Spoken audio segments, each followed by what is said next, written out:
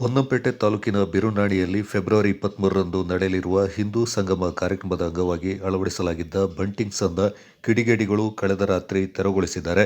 ಈ ದೃಶ್ಯ ಸಿಸಿಟಿವಿಯಲ್ಲಿ ಸೆರೆಯಾಗಿದ್ದು, ಆರೋಪಿಗಳನ್ನು ಪತ್ತೆ ಹಚ್ಚಿ ಸೂಕ್ತ ಕಾನೂನು ಕ್ರಮ ಕೈಗೊಳ್ಳುವಂತೆ ಸ್ಥಳೀಯರು ಒತ್ತಾಯಿಸಿದ್ದಾರೆ.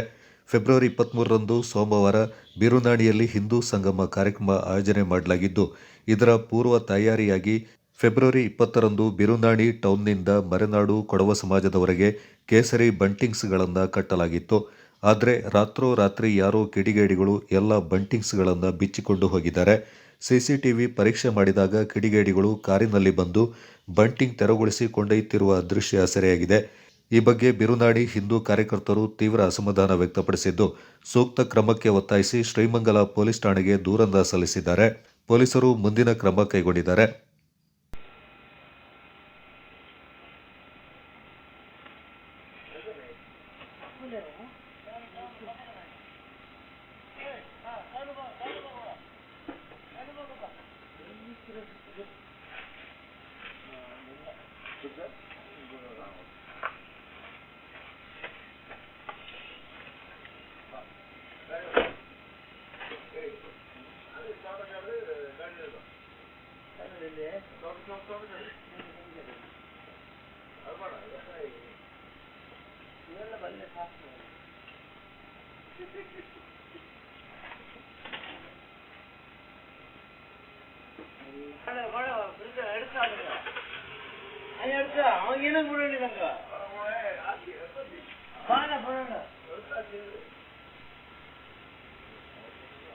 அவன்